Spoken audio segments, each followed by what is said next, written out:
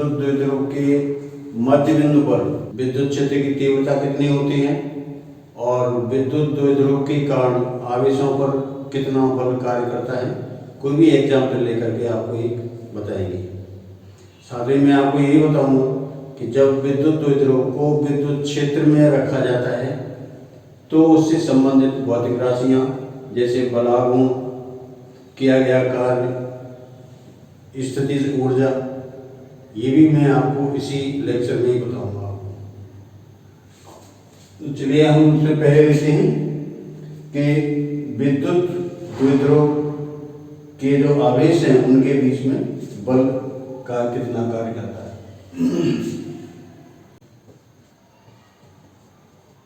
विद्युत द्विध्रुव के बीच स्थित विद्युत बल।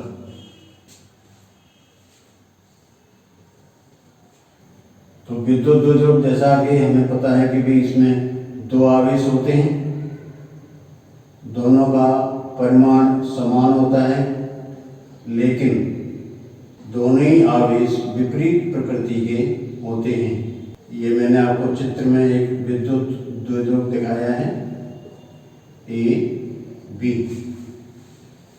और जैसा आप देख रहे हैं कि ये आवेश एक दूसरे के विपरीत है, विपरीत प्रकृति के आवेश हैं, इसलिए इनके बीच में जो बल काम करेगा वो इस तरीके से होगा, बल F, और इसके कारण यानी ये बल क्या होगा, आकर्षण बल होगा। तो दोनों ही जो आवेश हैं वो आकर्षण बल के कारण एक दूसरे से बंधे रहते हैं। स्थिर विद्युत आकर्षण बल F equal to 1/4 pi epsilon naught into Q1 Q2 upon R square. अब यहाँ पर क्या है, यहाँ पर Q1 इक्वल टू Q और Q2 इक्वल टू Q, दोनों के परिमाण बराबर हैं, और R इक्वल टू 2A, अतः F equal to 1/4 pi epsilon naught into Q upon 2A का होल स्क्वायर। तो ये equal to 1/4 pi epsilon naught into Q square upon 2A का होल स्क्वायर, ये इक्वल टू F। अब मैं आपको इसका एग्जाम्पल देता हूँ, उदाहरण। ऐसी है अणु की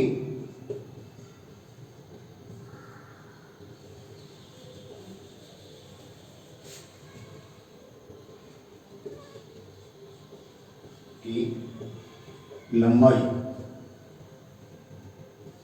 0.25 एंगस्ट्रॉम हो तो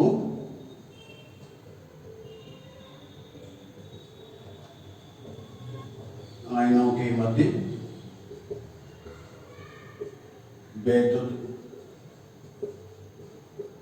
बल की गणना करो। ठीक है, मैंने मान लिया है कि भाई इनके जो आयन हैं उनके बीच की दूरी इतनी है।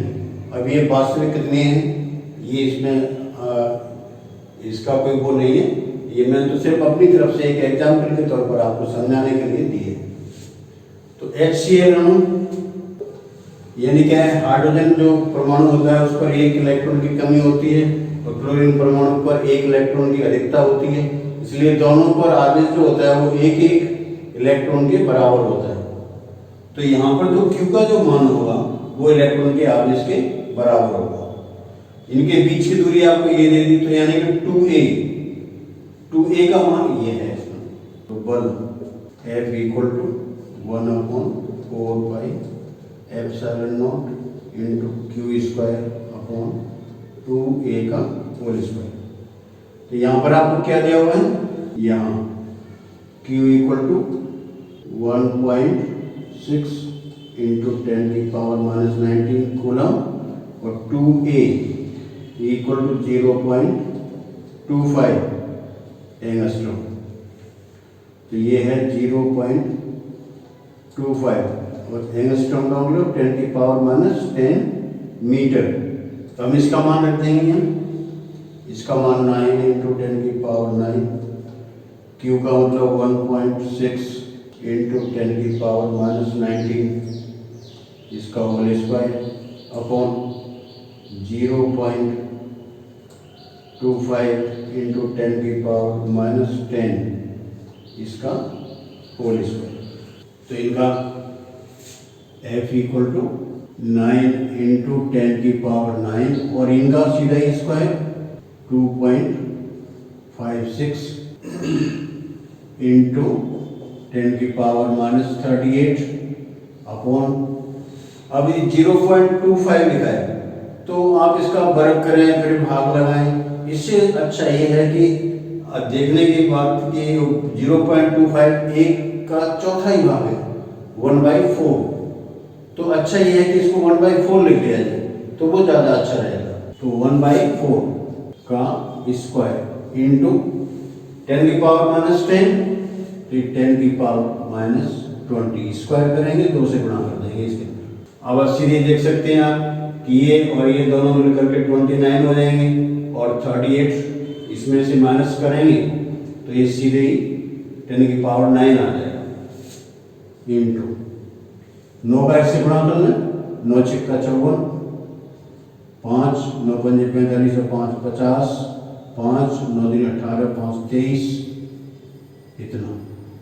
अब इसका वर्ग करेंगे 1/4 तो ये हो जाएगा 1/16, तो 16 ऊपर पहुंच जाएगा इसमें इंटू 16 इंटू, अब ये इसकी भाग है 10⁻⁻9 इतने न्यूटन। इसका गुणा कर लें, 16 का 4 से तो 64, 16 × 3 = 48, 16 × 2 = 32 और 3 = 35, 16 × 2 = 32 और 4 = 36। तो ये इसका पॉइंट यहाँ पर इंटू 10⁻⁻9 कोण।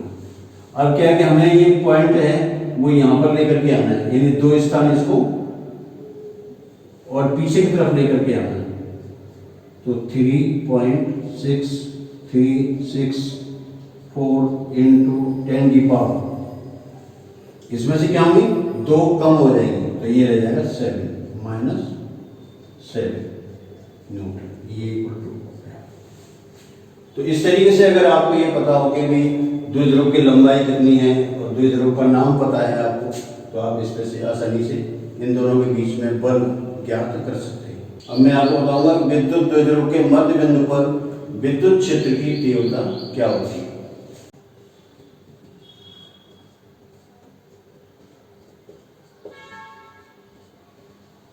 द्विध्रुव के मध्य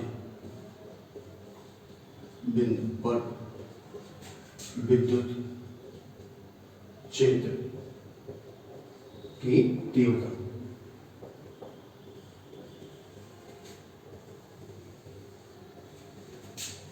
ये यहां पर विद्युत द्विध्रुव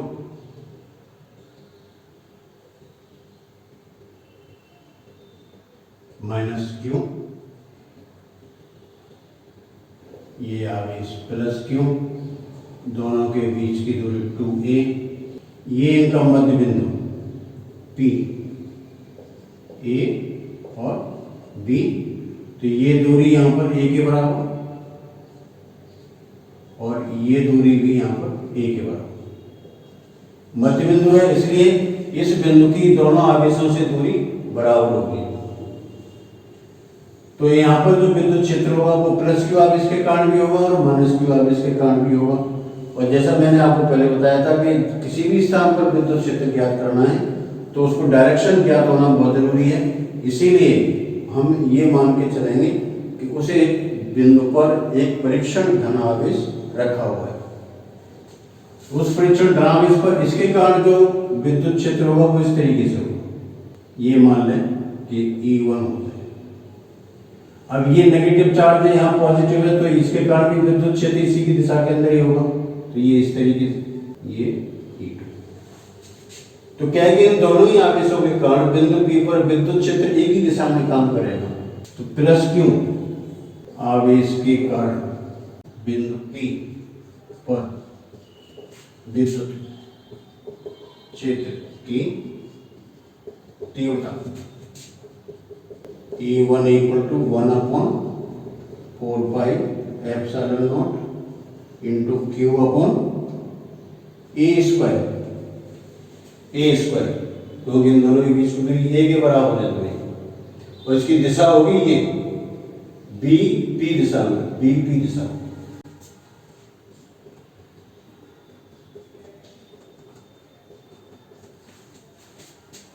माइनस Q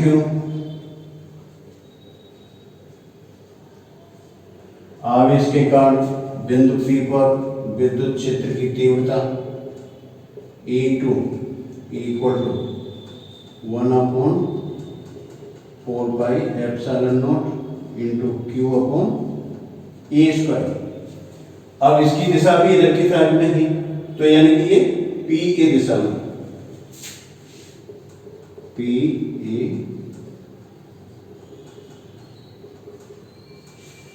और दोनों विद्युत क्षेत्र एक ही दिशा में है।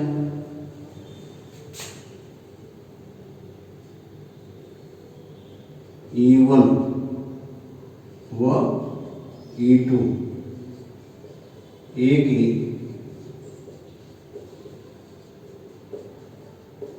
दिशा में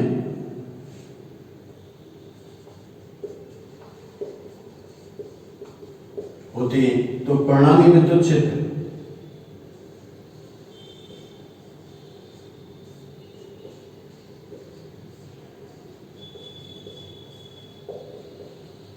परिणामी विद्युत क्षेत्र की तीव्रता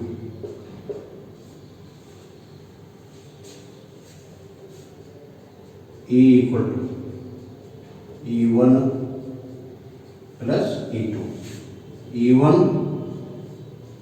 1/4πε0 into Q upon a square plus 1/4πε0 into Q upon a square. तो ये E equal to 1/4πε0 into 2Q upon a square. अब इसकी दिशा यही होगी, यानी कि P ए दिशा में,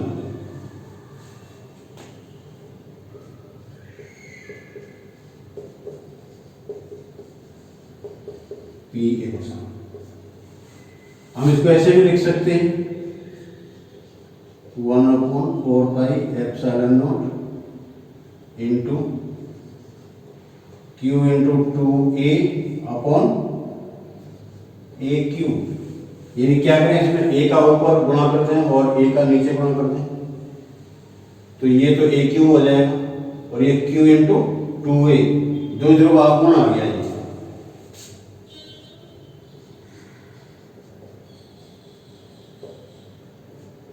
P अपॉन ए क्यू, ये इक्वल टू ए, जहां P equal to Q into 2A। अब इसको सदिश रूप में व्यक्त करें तो आप देख सकते हैं कि P A की दिशा भी नेगेटिव से पॉजिटिव की तरफ होगी, यानी A B दिशा में, और विद्युत क्षेत्र काम कर रहा है इस तरीके से, तो ये द्विध्रुव आघूर्ण के विपरीत होगा सदिश रूप में। E vector equal to minus 1/4πε0 into P upon A q. तो E और P एक दूसरे के विपरीत होते हैं। E व P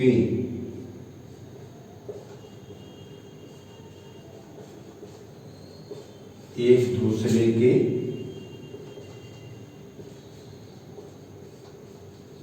विपरीत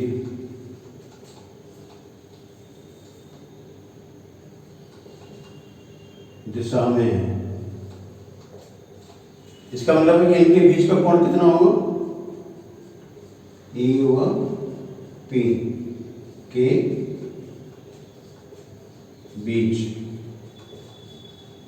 कोण इक्वल टू 180 डिग्री, क्योंकि ये प्रति समांतर है, इसलिए इनके बीच में जो विद्युत जो कोण होगा वो 180 डिग्री के बराबर होगा।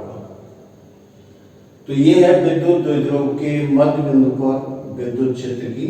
अब मैं आपको ये बताऊंगा कि किसी विद्युत द्विध्रुव को विद्युत क्षेत्र में रख देते हैं तो उस पर कितना परावर्तन काम करता है, उसको रोटेट करने में कितना कार्य किया जाता है और इसकी स्थितिज ऊर्जा कितनी होती है। मैं तीनों ही टॉपिक यहाँ पर कवर करूँगा। तो पहले देखें,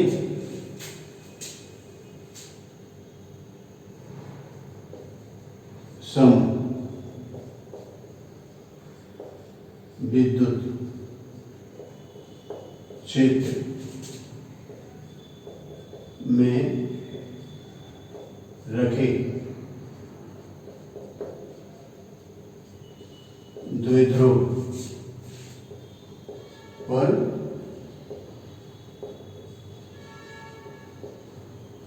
बला।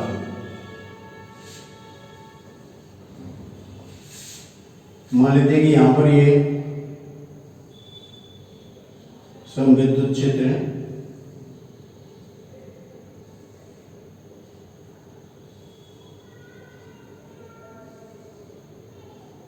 और विद्युत क्षेत्र की तीव्रता है E।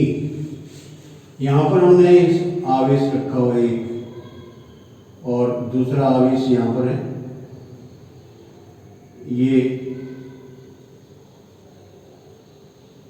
-Q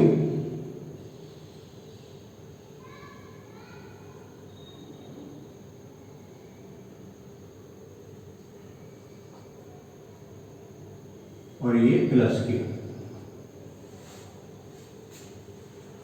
इनके बीच की दूरी 2a जो कि इन द्विध्रुव की लंबाई है, इसको हम पॉइंट A मान लेते हैं, इसको पॉइंट हम B मान लेते हैं।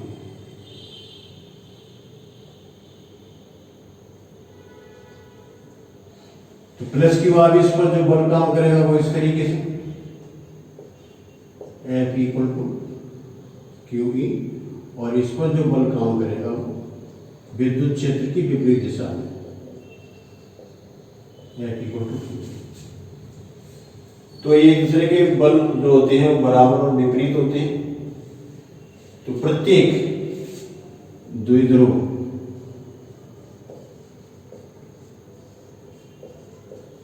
AB की लंबाई = 2a और मान लेते हैं कि ये विद्युत क्षेत्र से थीटा कोण बनाता है।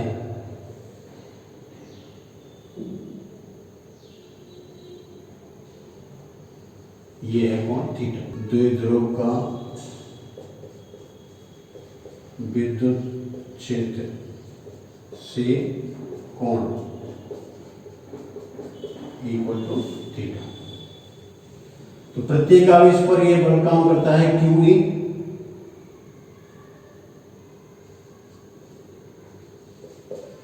प्रत्येक आवेश पर बल F = QE। लेकिन ये दोनों ही जो बल हैं, जैसा आप देख रहे हैं, ये एक दूसरे के विपरीत है। तो परिणामी बल अगर हम निकालेंगे इनका, परिणामी बल = +QE और -QE, तो ये = 0। परिणामी बल तो शून्य होता है, लेकिन ये दोनों ही बल मिलकर के एक बल युग्म की रचना करते हैं। तो ये वाला जो बल होता है वो इसको इधर की तरफ खींचने का प्रयास करता है, ये बल है वो इसको इधर की तरफ खींचने का प्रयास करता है। तो जैसे ये पेन है, तब इस पर ये बल काम करेगा तो क्या होगा, ये पेन ऐसे रोटेट करेगा इस तरीके से। तो ये जो दोनों ही बल हैं वो बलयुग्म बना के तैयार करते हैं और इसी बलयुग्म के कारण इस पर एक बलागुण कार्य करता है। दोनों बल एक बलयुग्म का निर्माण करते हैं जो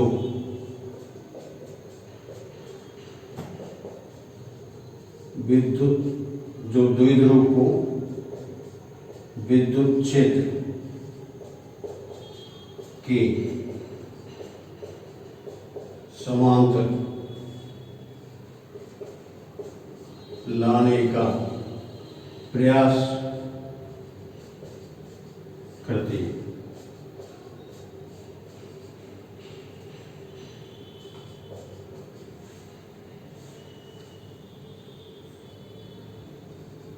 इससे द्विध्रुव पर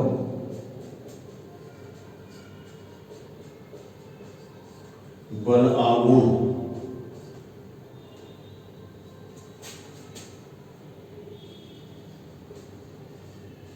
कार्य करता है।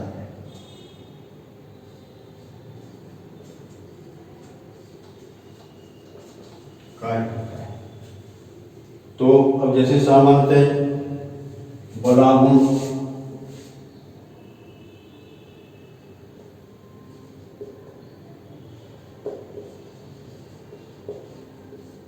इक्वल टू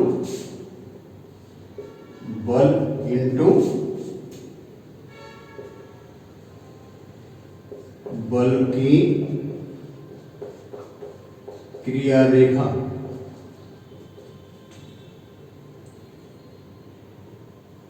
से लंबवत दूरी।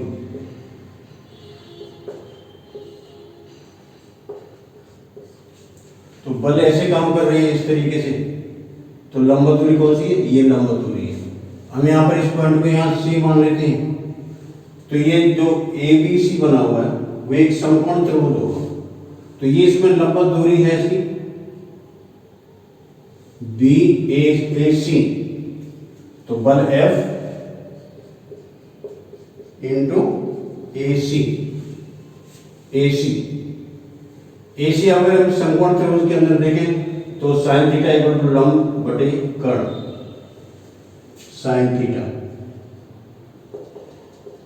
Equal to AC upon AB, इसलिए AC equal to AB sine theta और AB का मान 2A साइन थीटा। तो F का मान QE और बल ये इसकी क्रिया रेखा 2A sine theta,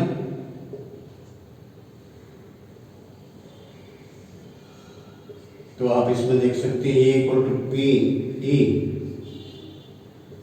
sine theta. बलागुण को इस सिंबल से व्यक्त किया जाता है, तो P equal to Q into 2A, द्विध्रुव आघूर्ण सदिश रूप में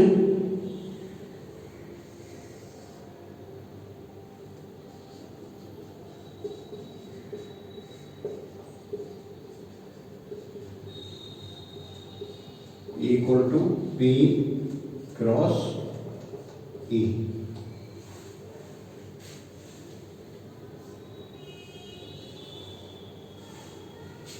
तो ये द्विध्रुव पर इतना बलागुण कार्य करता है, सदिश रूप में इसको इस तरह से व्यक्त करते हैं। अब आप देख सकते हैं कि बलागुण के मान अगर P और E में कोई चेंज ना हो तो थीटा के अनुसार इसकी वैल्यू अलग अलग होगी। तो इसका बलागुण का न्यूनतम और अधिकतम मान ज्ञात कर सकते हैं। जब थीटा इक्वल टू 0 डिग्री तो टॉर्क इक्वल टू 0, तो ये न्यूनतम मान है।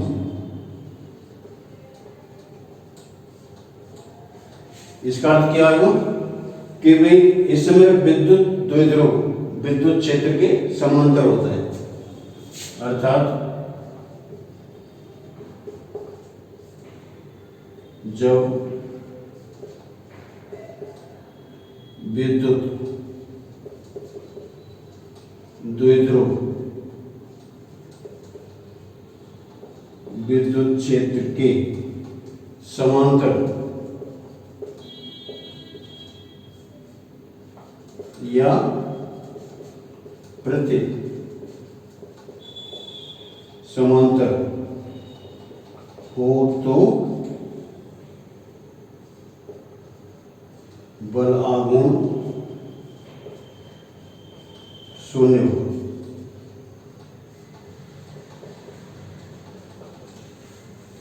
यानी जीरो प्रति समांतर में थीटा का मान 180 डिग्री आ जाएगा और साइन 180 का मान भी जीरो के बराबर होता है। तो दोनों स्थितियों में जब ये विद्युत क्षेत्र के समांतर और विद्युत क्षेत्र के प्रति समांतर हो, इस बराबर का मान जब थीटा इक्वल टू 90 डिग्री या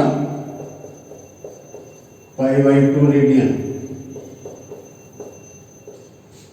तो बलागुण का मान अधिकतम होगा P maximum equal to PE। तो साइन 90 का मान 1 के बराबर होता है। तो इस स्थिति में बलागुण का मान सबसे अधिक होता है। तो इसका मतलब ये होगा कि अगर हम विद्युत द्विध्रुव को विद्युत क्षेत्र के लंबवत रखें, जैसे विद्युत क्षेत्र हमने ऐसे क्यों दिखाया था, और विद्युत द्विध्रुव के ऐसे रखते हैं इसमें परपेंडिकुलर, तो इसी स्थिति में इस पर बलागुण सबसे अधिक कार्य करेगा। यहां से एक द्विध्रुव आघूर्ण की परिभाषा कर सकते हैं, यानी P की परिभाषा निकाल सकते हैं। इसमें एक तो थीटा बराबर हमने यहां पर ये रख दिया, और अगर इसी में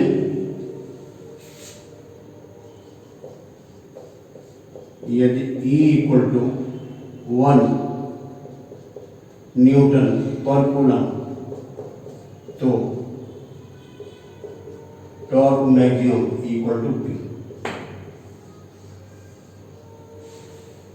तो विद्युत द्विध्रुव आघूर्ण की परिभाषा यहां से भी दी जा सकती है। किसी विद्युत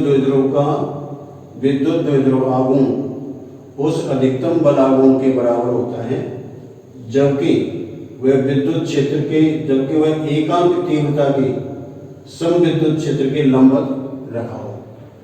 अतः किसी विद्युत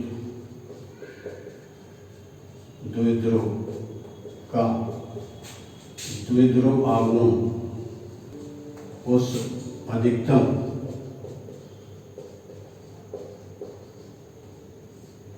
बल आघूर्ण के बराबर होता है जबकि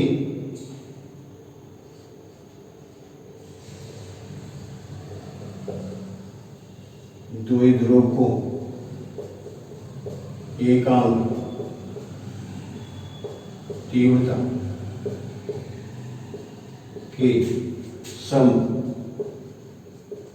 विद्युत क्षेत्र के लंबवत रखा हो। किसी विद्युत द्विध्रुव का द्विध्रुव आघूर्ण उस अधिकतम बल आघूर्ण के बराबर होता है जबकि द्विध्रुव एकांक तीव्रता के सम विद्युत क्षेत्र के लंबवत रखा हो। तो एक तो परिभाषा P इक्वल टू Q/2A से दे सकते हैं। एक परिभाषा विद्युत क्षेत्र में रखे विद्युत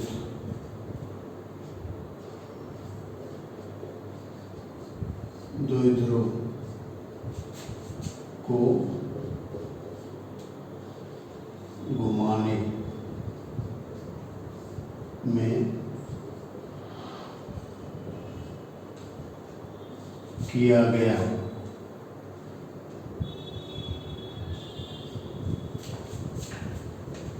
कार्य तो ये हम जानते हैं कि जब किसी विद्युत द्विध्रुव को विद्युत क्षेत्र में रखा जाता है तो उस पर बलागुण कार्य करता है। माना 2a लंबाई के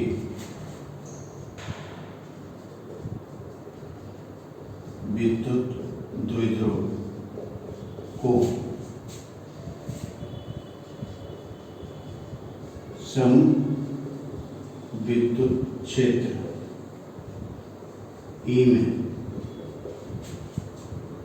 थीटा कोण पर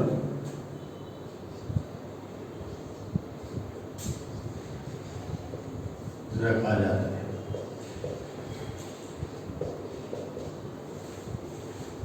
तो विद्युत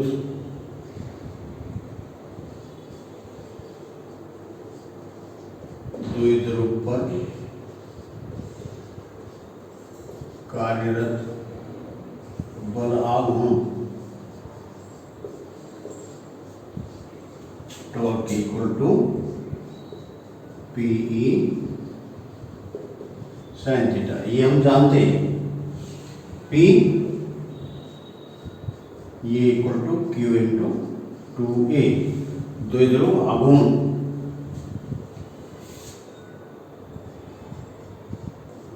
यदि द्विध्रुव को d थीटा कोण से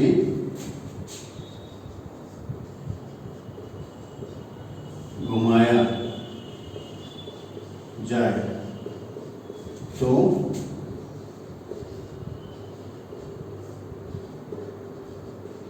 किया गया कार्य dw equal to torque into d theta. जैसे किया गया कार्य बल इंटू विस्थापन होता है, तो यहाँ पर हम क्या है कि उसको डी तक कोण से घुमा रहे हैं, तो यहाँ पर बलागुण और कोणीय विस्थापन का गुणनफल कार्य के बराबर होता है। ये equal to PE sin theta d theta. यदि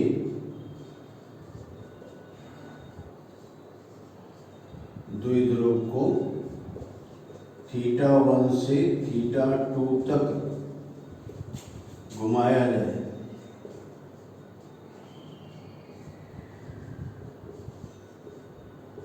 तो किया गया कार्य W equal to integration θ1 to θ2 और ये PE sin theta d theta. ये equal to PE integration θ1 to θ2 sin theta d theta. विद्युत द्विध्रुव की स्थितिज ऊर्जा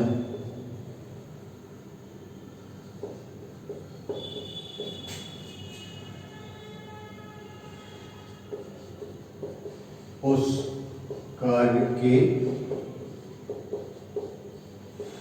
बराबर होती हैं जो विद्युत द्विध्रुव को विद्युत क्षेत्र की विद्युत क्षेत्र में लंबवत स्थिति से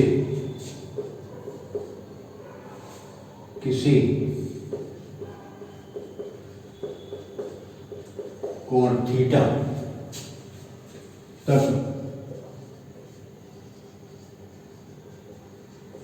घुमाने में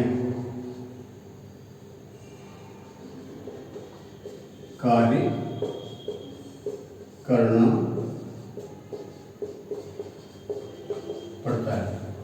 विद्युत द्विध्रुव की स्थिति ऊर्जा उस कार्य के बराबर होती है जो विद्युत द्विध्रुव को विद्युत क्षेत्र में लंबवत स्थिति से किसी कोण थीटा तक घुमाने में कार्य करना पड़ता है। विद्युत द्विध्रुव को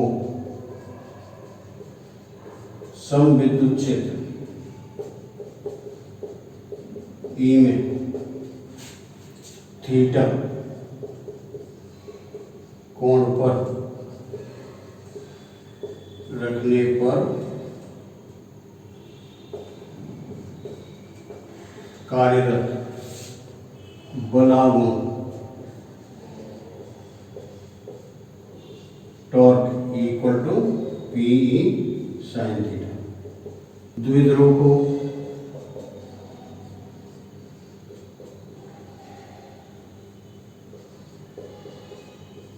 डी थीटा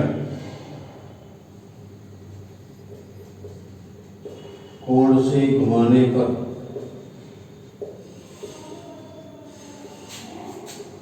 किया गया कार्य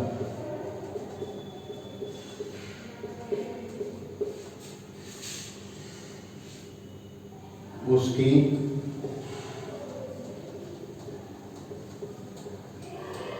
स्थितिज ऊर्जा में परिवर्तन के बराबर होता है। तो क्या कितना कार्य किया जाएगा? किया गया कार्य डी डब्ल्यू equal to torque into d theta. अब यही किया गया कार्य किसके बराबर है?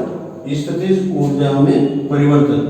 तो यानी इसी को हम क्या लिखेंगे? डी यू इक्वल टू, इसका मान रखते हैं PE sine theta into d theta. तो अब यह है कि जैसे कि परिभाषा है कि लंबवत स्थिति से किसी कोण थीटा तक घुमाने में किया गया कार्य। तो इसका इंटीग्रेशन करें 90 डिग्री से थीटा तक।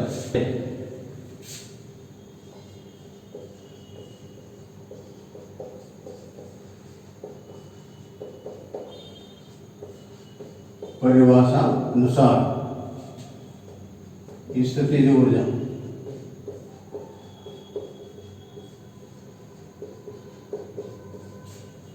U equal to integration π/2 to theta PE sine theta d theta. तो ये equal to PE integration π/2 to theta sine theta d theta. ये इक्वल टू पीई इंटू इसका मान होता है minus cos theta π/2 to theta.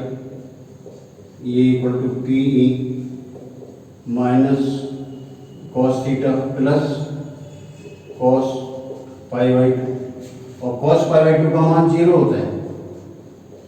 PE minus cos theta plus 0, so ये equal to minus PE cos theta, ये equal to U. तो यहाँ पर कॉस थीटा टर्म आ रहा है, नेगेटिव साइन भी आ रहा है इसके अंदर। इसका मतलब यह है कि विद्युत द्विध्रुव की स्थिर ऊर्जा विद्युत क्षेत्र में ऋणात्मक होती है, और हम इसको इस तरीके से भी लिख सकते हैं U equal to minus P dot E, यानी P और E का ये अदिश गुणनफल है। तो A dot B equal to AB sine theta होता है, 11th क्लास में आपको बताया गया होगा। उसी के अकॉर्डिंग हम इसको P डॉट E लिख सकते हैं। इसका अर्थ ये कदापि नहीं समझना चाहिए कि ये ऊर्जा एक सदिश राशि है, क्योंकि ये अदिश गुणनफल है। अदिश गुणनफल है, इसलिए ये राशि तो हमेशा अदिश ही रहेगी। अब इस थीटा के अनुसार इस u का मान अलग अलग होता है इसमें। तो आप देख सकते हैं फर्स्ट, यदि थीटा इक्वल टू 0 डिग्री तो u equal to minus PE, cos 0 का मान 1 के बराबर होता है, तो u का मान माइनस पीई के बराबर होगा। तो ये इसकी सबसे न्यूनतम वैल्यू है, नेगेटिव है। और साथ इसका अर्थ ये भी होता है कि जब विद्युत द्विध्रुव विद्युत क्षेत्र के समांतर रखा रहता है, यानी जब P और E की दिशा एक ही होती है, तो विद्युत द्विध्रुव की ऊर्जा न्यूनतम होती है।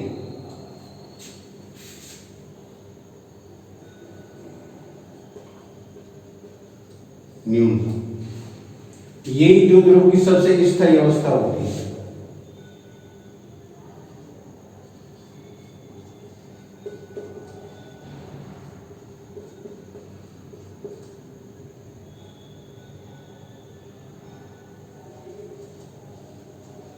सबसे स्थायी अवस्था होती है। आप दूसरा केस, जब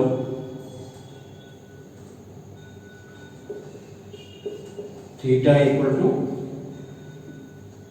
90 डिग्री, तो u इक्वल टू 0, यानी ये प्रामाणिक अवस्था है। u का मान इसमें 0 के बराबर है, क्योंकि हम इससे ऊर्जा की माप 0 से किसी भी वर्तमान स्थिति तक ले जाने में जो भी कार्य किया जाता है उसके तुल्य होती है। इसलिए ये जो इससे ऊर्जा होती है वो शून्य होती है।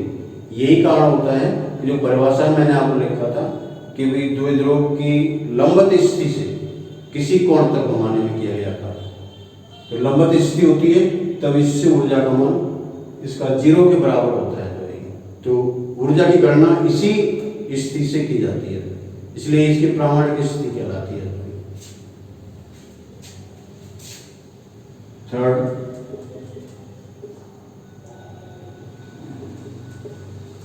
यदि थीटा इक्वल टू 180 डिग्री, तो u equal two plus PE.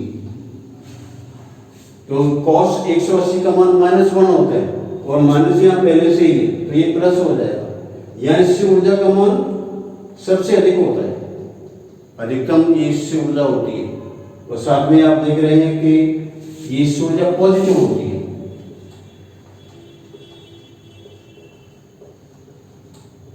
अधिकतम, तो यानी क्या है कि जब विद्युत द्विध्रुव विद्युत क्षेत्र के प्रति समांतर रखा होता है, यानी जब P जो होता है वो E के विपरीत दिशा में होता है, तो इससे ऊर्जा का मान हमेशा पॉजिटिव होता है और ये सबसे अस्थायी अवस्था होती है। इस स्थिति में द्विध्रुव पर बलागुण जो होता है वो कार्य करता है, जिससे कि वो उसको समांतर स्थिति में लाने का प्रयास करता है। यह द्विध्रुव की सबसे अस्थायी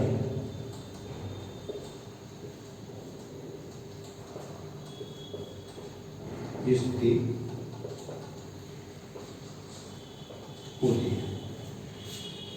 तो आप इसमें एक अनुपात निकाल सकते हैं, u अधिकतम और u न्यूनतम। आप देख सकते हैं दोनों का है तो मान बराबर लेकिन विपरीत है, तो एक में -1 दूसरे में +1, तो इसका ये, तो u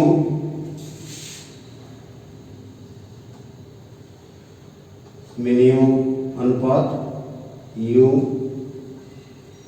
मैक्सिमम इक्वल टू -1 अनुपात 1।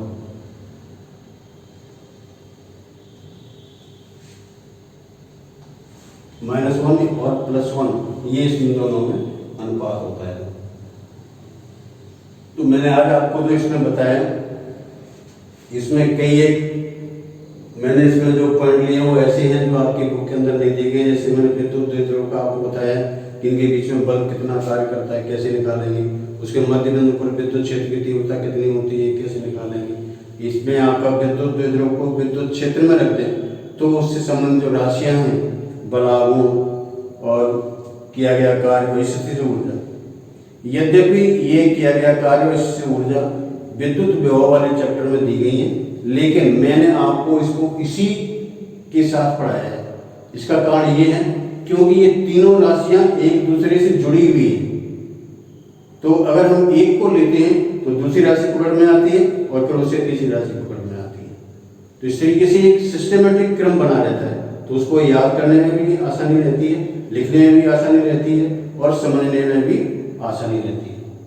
तो आप ये जो मैंने आपको बताया है, ये कई बार स्थितियाँ बोर्ड के अंदर या अन्य जो पीएमटी और आईआईटी वगैरह होती है उनमें भी ये स्थितियाँ ऐसी पूछी जाती हैं कि अगर दुष्ट की स्थिति इस तरीके से हो, इस तरीके से हो, तो फिर उसमें इससे ऊर्जा कितनी होती है, बलागुण कितना होता है इससे। तो आप इसमें बलागुण से का भी इससे अनुपात निकाल सकते हैं, किए गए कार्य से इसका अनुपात निकाल सकते हैं, इससे ऊर्जा से इसका अनुपात निकाल सकते हैं। तो अनेक ऐसे क्वेश्चन बनते हैं जिनको कि हम अनुपात की दृष्टि से ज्ञात कर सकते हैं। तो आज मैंने जो आपको बताया है, पढ़ाया है, आपको अच्छा लगा होगा, मैं ज़्यादा समझता हूँ। और आप इस मेरे वीडियो को आप लाइक करें, शेयर करें और सब्सक्राइब करें और अपने जो मित्रगण हैं उन सबको बताएं जिनको इसकी आवश्यकता है, क्योंकि आज कोरोना काल है, कक्षाएं चल रही हुई हैं, आपको ज़रूरत है फिजिक्स की। तो ये मैंने आपको दे रहा हूँ और मैं जहाँ तक कोशिश है वो यही कर रहा हूँ कि जो सिमिलर क्वांटिटीज हैं किसी से कनेक्टेड, तो उनको एक साथ ही पढ़ा दिया जाए उसके अंदर, क्योंकि उससे याद करने में, समझने में सब कुछ अच्छा रहता है। अब अगला वाला जो चैप्टर होगा, क्योंकि यहाँ तक आपका विद्युत क्षेत्र इस टॉपिक तक आकर के खत्म हो जाता है। अब मैं आपको इससे संबंधित कुछ क्वेश्चन आपको कल बताऊंगा, तो आप क्वेश्चन को नोट करें। और साथ ही मैं अब इससे आगे वाला जो चैप्टर है वो है गाउस का नियम। गाउस का नियम बहुत ही इंपॉर्टेंट नियम है और गाउस की जो एप्लीकेशंस हैं उनमें से हर वर्ष कोई ना कोई एप्लीकेशन एक आती है जो 2 या 3 नंबर की होती है। तो आपके लिए ये बहुत ही फायदेमंद चैप्टर है।